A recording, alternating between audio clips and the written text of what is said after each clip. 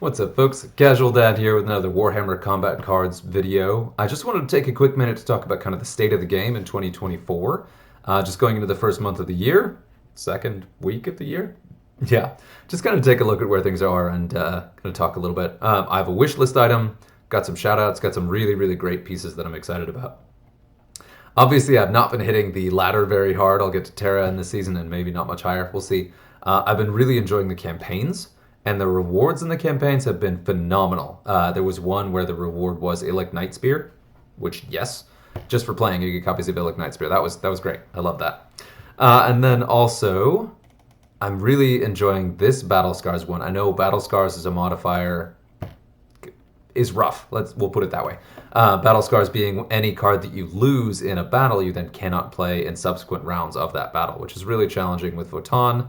It's usually lower level and doesn't have a big card pool to start. I have yet to lose a card yet, but I'm only halfway through day one, so we'll see that. I've been really loving the rewards in the campaigns again, so I've been playing a lot of those instead of doing ladder with my game time.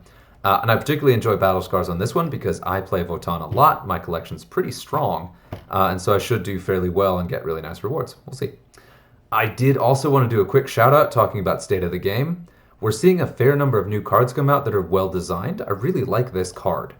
It's an interesting combo. So it's a Deathwatch Psyker, great hit points, okay cost, good stats, and a really nice variety of stats with a combination of Berserk and Sight and Warp Surge. Berserk capping at level 2 is meh, but I mean, for the points, it's an interesting piece to definitely consider, especially since it can get that rank 4 Warp Surge. I like it, and it combos really nicely with Artemis's abilities. So yeah, makes sense. I like that piece. I don't love that they're still being released where a single copy is $25 for an epic card. That's not, it's 24 copies, so it's a couple levels, but still, that's a pretty steep price point for introducing new cards at, which I get, whatever.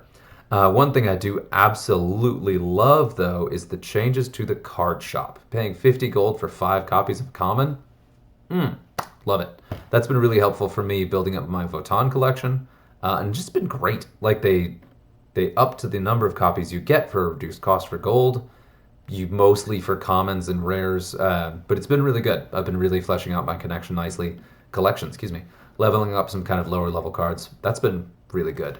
I will say, especially on a phone, the new store with all of these tabs has been pretty overwhelming.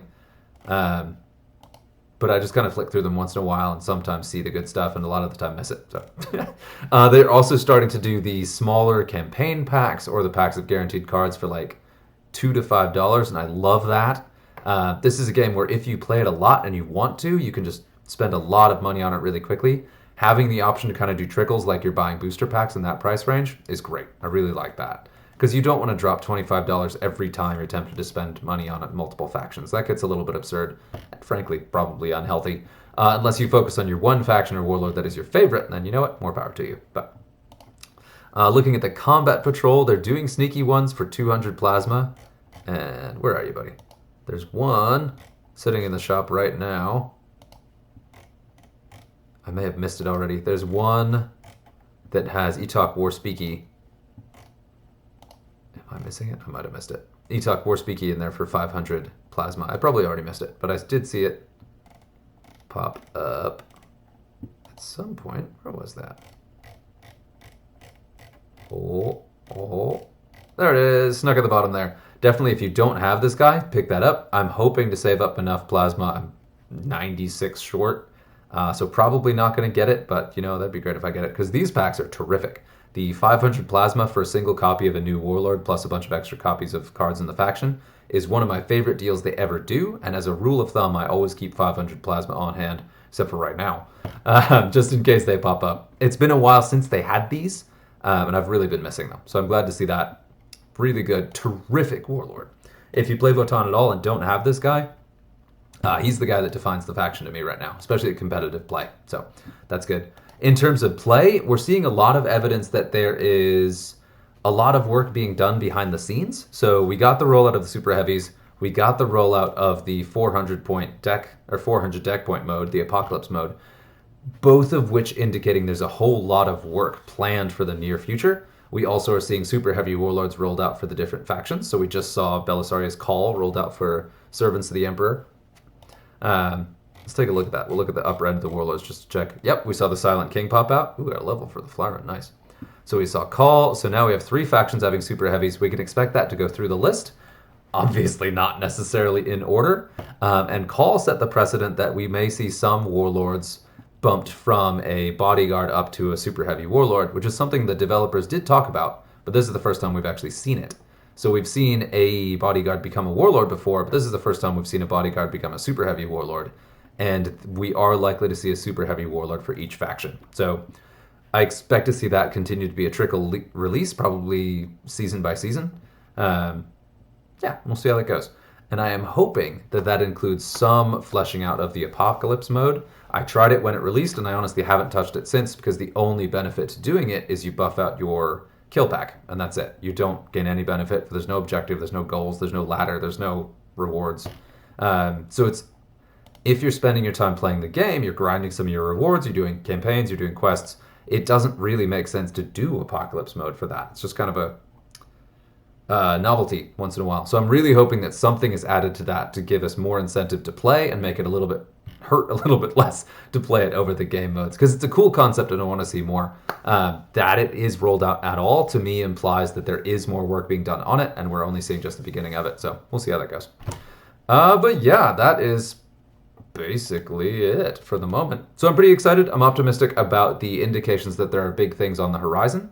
Yeah, really loving some of the tweaks and improvements that have been made. Really happy about the rollout of the new trait. Ooh, on that. So that anti-infantry trait, there's a couple cards I wanted to be sure to highlight that have that now. Some that surprised me a bit. Now, one of the big ones that jumped out is I finally realized that he did gain the new trait, but also not only lost an existing one, but one was swapped around. So Black Lance used to have poison as his primary trait, so he could get up to rank 4 poison. It is now his secondary trait. So he not only lost precision shot, but it was flipped around. So this is a dramatically slower card where poison is just a lesser part of his kit. But at the same time, he's fairly cheap, and then this anti-infantry makes him way more dangerous to kind of chaff cheaper cards, which is kind of his role. I do think that does mean stocks down a little bit on kind of his competitive strength, just because there are so many fewer cards out there that will benefit from that, especially since he traded for the extra damage against weaker cards he traded extra damage against weaker cards for being more fragile, because he doesn't have the attack on drop. So he sometimes doesn't have initiative. If you play him on a turn at the opponent's turn, they can usually kill him before he hits it all. So iffy. Also maxing out at poison level 2 is not great, but yeah, so that was one I've realized that he lost the precision shot, but I had not completely registered that he had moved poison to a secondary trait. But yeah, whatever. Poison I feel like may be difficult to balance, and so it's kind of being dialed back a bit as compared to some other traits out there. Yeah, you don't have it. Who did get it? And I'll have to look back through and see who got the anti-infantry trait. It's been pretty cool. Some of the cards I would have been surprised. It is phenomenal on this guy. Already does really good damage as is, but if you get a tar pit infantry unit that has a ton of hit points, you can really feel that very quickly, because that bonus 60% damage on 120 base really adds up fast. Yeah, been very happy with that. Still leveling with my Parasite this season. That's been good. This guy's trait swap I've been finding I really enjoy. It still is a little bit weird putting Old One Eye in my decks, but this does have me using him in more decks than I did before, and I've been pleasantly surprised at how well that's been going. So that's cool. I will call it there to keep it relatively quick. I don't want to talk too much about this because I didn't have a set topic, but hopefully that's helpful. And yeah, hopefully gaming is going well in 2024. Until next time.